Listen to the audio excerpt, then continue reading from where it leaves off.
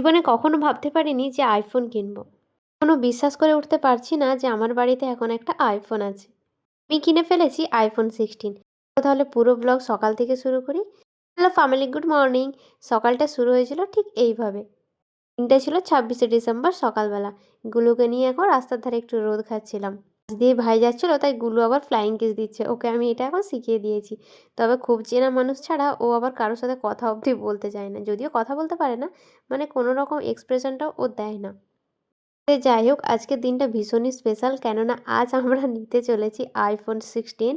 হ্যাঁ জানি তোমাদের কাছে এটা বিশাল কিছু নাও হতে পারে, তবে বিশ্বাস করো আমাদের মতো মধ্যবিত্ত ফ্যামিলিতে আইফোন 16 বিশাল কিছু, মানে বিশালই বড় কিছু। এখন গুলু বায়না ধরেছিল এই গাড়িটার মধ্যে উঠবে। এই গাড়িটা জানো তো আমার বাবা নিজের হাতে বানিয়েছে। আমাদের যেহেতু ভেতরে গোডাউন আছে, তো গোডাউন থেকে মাল নিয়ে আসে, এই গাড়িটা অনেক সুবিধা হয়। আর ছোট থেকে গুলো এই গাড়িটাতে অনেক চেপেছে, এখন ওর আর ভয়ও লাগে না। এইদিকে ভাইয়ের জন্য ওয়েট করছিলাম, ভাই নিয়েও চলে এসেছে হাতে করে স্বপ্নের ফোন। চলো আনবক্সিংটা তোমাদেরকে দেখাই। এই হচ্ছে সেই ফোন, ভাইয়ের হাতটাও কাঁপছে, ভিডিও তো দেখো। কালারটা তো দুর্দান্ত হয়েছে। আমার আজ খুব দরকারি একটা কাজ ছিল, বাড়িতে থাকতেই হতো, সেই জন্য আমি আর যেতে পারিনি। তো ভাই সেখানে আনবক্সিং করে ফেলেছে। আনবক্সিং এর সেই ভিডিওটা তোমাদের দেখাতে পারছি না, যেটা সবাই বানায়, আমার আর বানানো হলো না। এই হচ্ছে ফোনটা। এখনো সত্যি কথা বলছি, বিশ্বাস হচ্ছে না।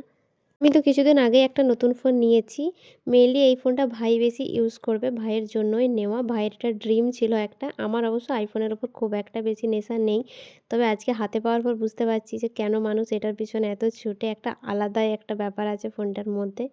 তবে ৮০,০০০ টাকা দিয়ে ফোন কিনবো, এত বড় স্বপ্ন আমি এখনও দেখিনি। তবে আমার ভাই দেখেছিল, যেটা সে পূরণ করেও ফেলেছে।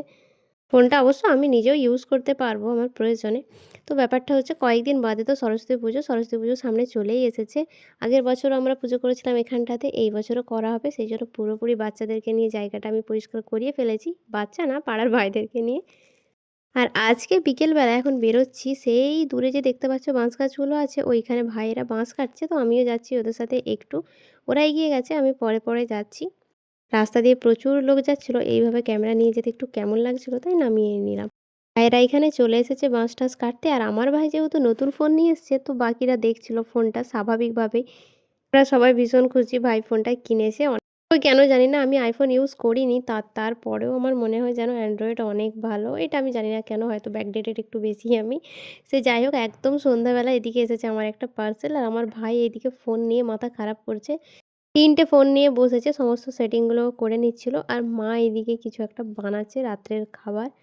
আমি একটা লেজ নিয়ে এখন বসে পড়েছি ব্ল্যাঙ্কেটের ভেতরে ঢুকে, লেজ খাবো বলে। আজ ভাইকে বলেছি যেহেতু নতুন ফোন কিনেছে, তো একটা পার্টি দিতে। কিন্তু এত পরিমাণে ঠান্ডা ছিল যে আমরা বাইরে কোথাও খেতে যেতে পারিনি। সেজন্য ভাই একটা আপাতত লেজ এনে আমাকে দিল। চলো তাহলে আজকের ব্লগ এখানেই রাখি। টাটা।